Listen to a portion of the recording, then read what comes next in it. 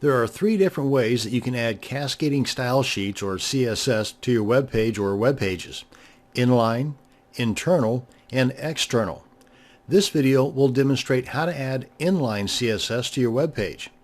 Now, the inline method is kind of like it sounds. It's used in the line where the HTML tag and the content is located.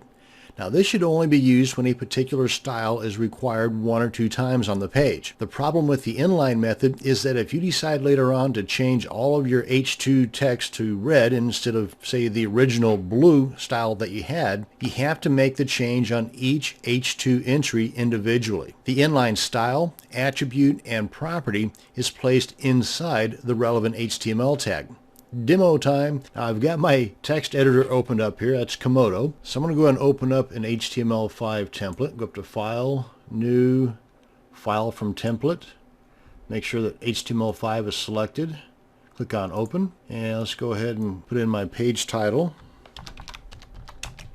And in the body, I'm going to go ahead and add an H2 style along with some text for that H2 tag. I got the open bracket, H2 space, and the attribute is style equals, give me a couple of double quotes, backspace into those double quotes, and I want to make the background color, which is the property, and then colon, and then I want to set the value for that property at, oh, nice bright yellow. And let's close that out. You see, with Komodo, it goes ahead and adds the closing H2 tag already. So now that I want to put in my content,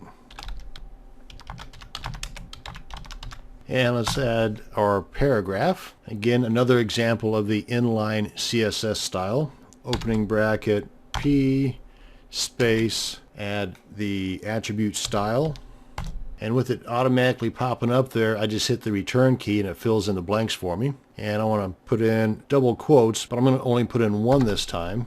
And you see how it automatically fills in the second one for me? I want to add the property.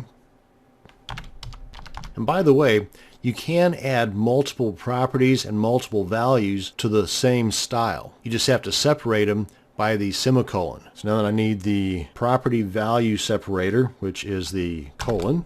And you can see here that you've got the little tip box that pops up there.